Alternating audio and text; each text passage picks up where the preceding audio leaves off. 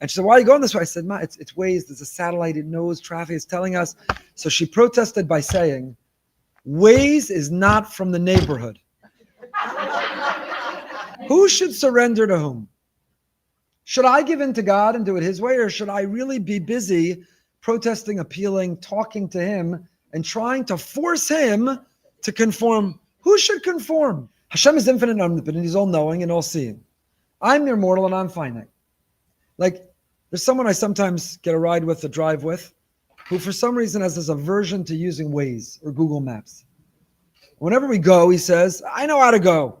I know the shortcut. I know where to get on. I know the express lanes. I say, you can't see around buildings. You can't see around corners. You can't see 5 miles in advance. You don't know where an accident happened, where traffic built up, or where the police are hiding.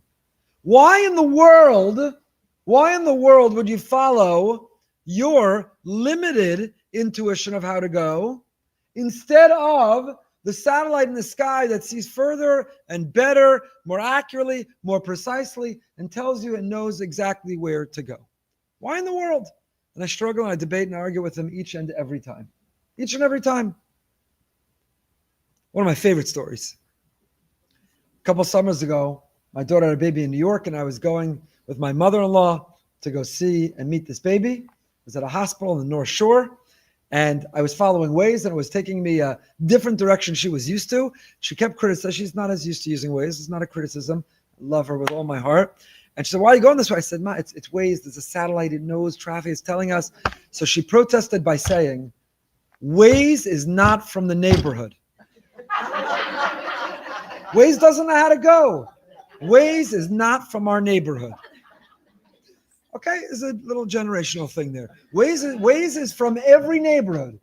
Waze is from every neighborhood. Waze knows how to go. Waze knows how to go.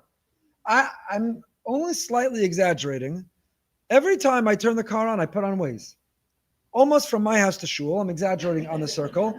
But I'm telling you the truth that if I'm off the circle, when you have to drive carpool, whichever direction you're coming off the circle to drive carpool, put on Waze. You don't know better where traffic's built up, where an accident happened, where police are hiding, where a light is out. You don't know. Put it on. It knows better. So stop this ego game. Stop. It takes 3 seconds. Put it on, and it's going to tell you. Again, now I'm going to get emails. Google Maps is better than Waze. Waze is better than... There's an age-old debate, whichever one you want to use, but use something relying on a satellite in the sky. Why am I ranting about that? Because I have a perspective on life. I have a perspective on when I should get married and if I should be healthy and how much money I should make and what an outcome from an election should be. That's my perspective. Then there's a satellite in the sky known as the Ribono Shel Olam, the Almighty.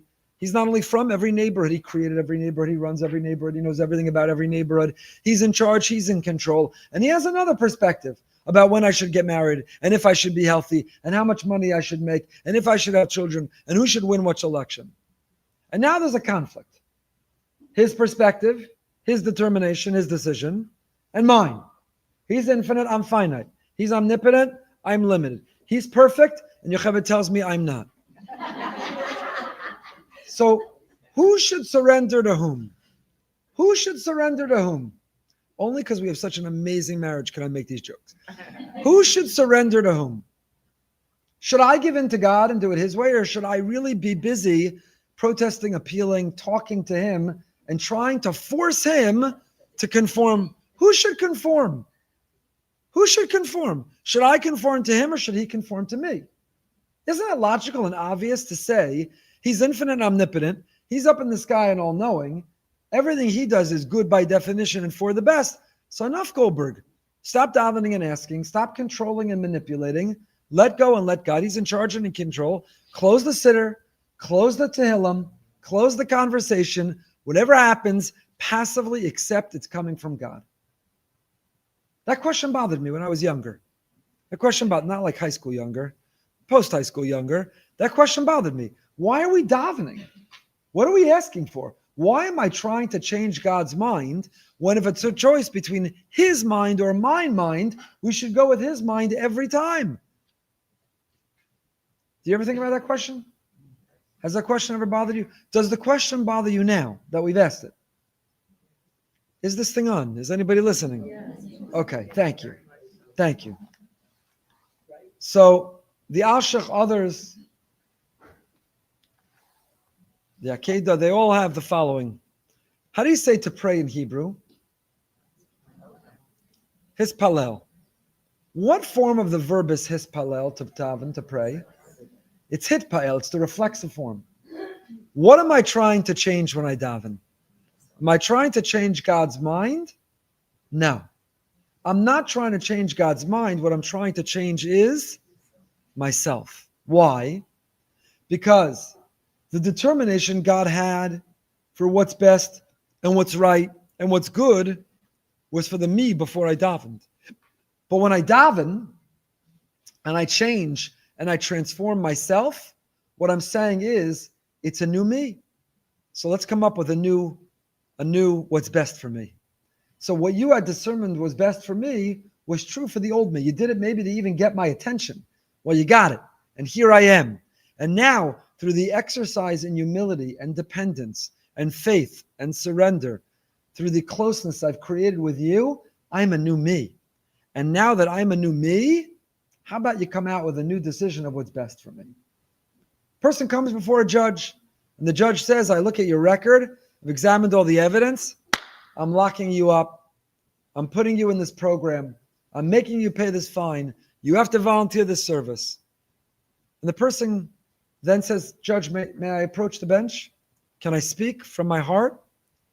And wins over favor with the judge and convinces the judge that the person who stands before him or her is not the person who did all those things, is not the person who all the evidence points to the crime. They're a different person. I see you've worked on yourself. I see through the way that you presented yourself, you're a new you. So you know what? It's true that was my decision, that was my judgment, but I hear you. And I hear that you're different. And I see that you're different and transformed. And therefore, tell you what, this is my new determination. This is my new decision. This is what I'm going to do for you now. I was once in court testifying for someone on behalf where that happened. The judge was sentencing, and the judge heard the argument. I happen to speak on that person's behalf, but much more importantly, heard the person himself. And the judge said, I want you to know, Mr. So-and-so, when I walked in this morning, I already made the decision. I was going to sentence you to such and such. But having heard you, I believe you. I find you compelling and persuasive. And I hear the people who spoke for you.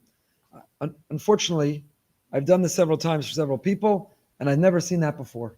Usually whatever the decision was before they walked in the court was the sentencing that was handed down no matter what was said.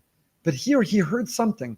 He saw something, and he said, I was going to put you in jail today from this hearing. But instead, I've decided such and such. Every time we daven, we're turning to Hashem. Hispalel, hitpael. We're not trying to change his mind. The act and the process, the exercise of prayer is to change ourselves.